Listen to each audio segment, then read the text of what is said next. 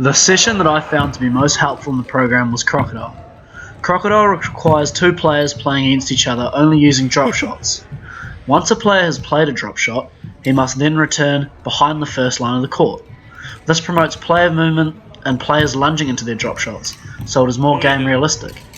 This session focuses on students' ability to move into, play, or even counter a drop shot. Drop shots are an important shot to play in badminton as they are a crafty attacking shot which can move your opponent around the court. I believe that this session was the most beneficial for me as it helped me to add a shot to my game which turned out to be one of my most successful shots when I was playing opponents in our class tournaments. At this stage of the program, I felt I had begun to move out of the cognitive stage of learning and into the associative stage of learning.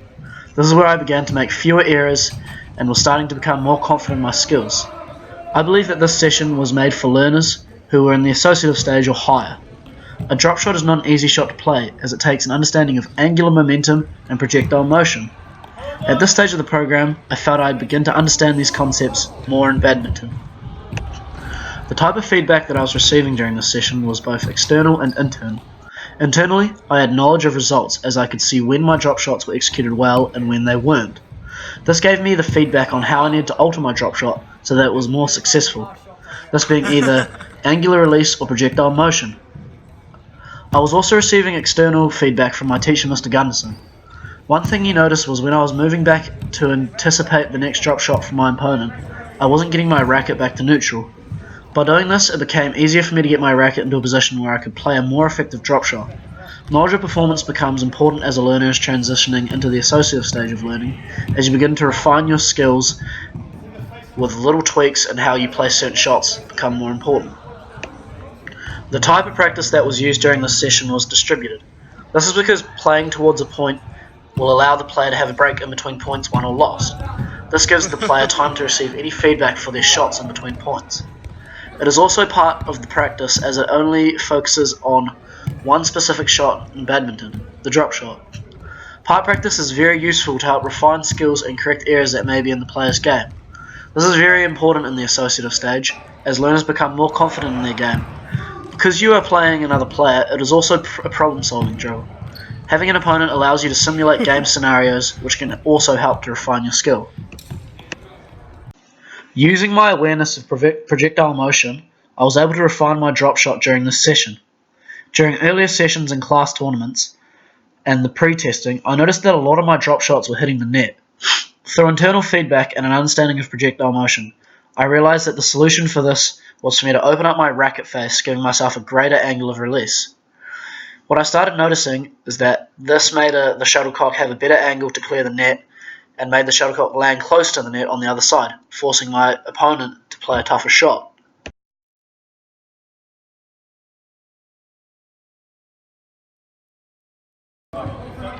One session that I found to be very unhelpful during the program was Session 5, Ghosting. Ghosting requires a player being moved around the court by his or her partner and playing the correct shot for that area of the court. This session is focused on the students' movement around the court and how they can find balance and stability when playing their shots. The type of skill that this session focuses on is a player's chassé footwork. Chassé footwork is important for a badminton player as it allows them to efficiently move around the court, covering more ground. I felt that during the drill I was getting to the areas I was directed to and playing the correct shots for that situation. I believe that this session was not beneficial because of its timeline within the program. At this stage of the program, I felt that I had moved on to the associative stage of learning. This is where errors become less frequent and skills have started to become more refined. However, I believe that this session was designed more for learners at the cognitive stage. With this session being focused on the implementation of chassé footwork, I felt that it was not beneficial because at this stage of the program I had already become more comfortable with my chassé footwork and had already refined this skill. The type of feedback that I was receiving was internal positive feedback. During the drill, I could feel that my movement around the court was done using the correct technique of chassé footwork. Because there was no shuttlecock during this drill, there was no result that could come from this drill, so the feedback that I was receiving was knowledge of performance.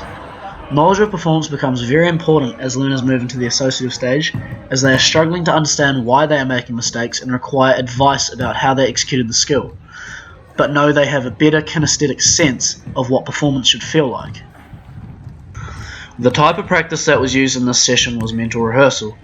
This involves imagining how you practice the skill without being exposed to another player. This allows players to get a better grasp of how they should execute the skill without being at risk of missing the shuttlecock or not clearing the net, thus being very beneficial to learners at the cognitive stage as they can get used to playing shots and moving into spaces in the court. However, myself already being at the associative stage, I felt that I had already mastered the skill of the court movement and I would have benefited more from having a player in front of me. This drill also involves distributed practices as it is 3 sets of 20 seconds of ghosting. This helped me improve my stamina and allowed me to get feedback in between sets. The biomechanical principle that was used in this session was balance and stability. Chasse footwork is also practicing how you can get yourself into position to play your shot as balanced as possible. Balance and stability is very important in badminton as it allows you to keep your feet nice and wide, which increases your base of support and lowers your centre of gravity.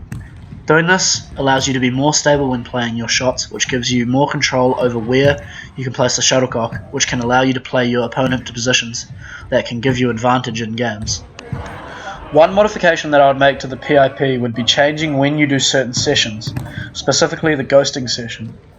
I believe that the majority of our class at this stage of the program was at the associative stage, whereas this session was more focused on the cognitive stage of learning. I believe that I would have benefited more from this session if it was an earlier session in the PIP.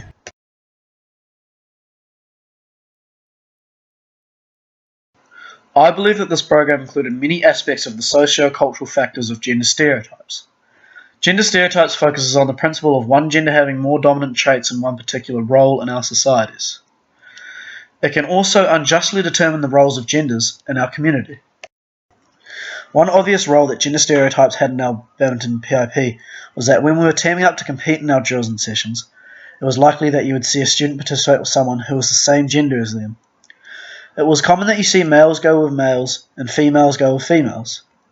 Early in the program, it was evident that the majority of students in our class were at the cognitive stage of learning, indicating that most of our skill levels were low, which made mistakes more likely. I believe that it is more likely that students of the same gender will pair up, as they feel more comfortable around pairs that are the same gender. This is because certain stereotypes suggest that males and females are more comfortable with someone of the same gender, and thus making them more comfortable to make mistakes during the sessions in our PIP. Another socio-cultural factor that I believe was involved in this program is scientism. Scientism is derived from people who believe science is the only way to determine anything. Scientism uses data to draw a conclusion on something in sport. In sport, scientism is done in the form of testing, which takes a player to conduct a series of drills which determines how good or bad a player is at a certain aspect of the game. In the PIP, we did a series of tests before we started and also at the midpoint of our program, giving us an idea of how good we were at certain shots played in badminton. I believe that this affected me negatively.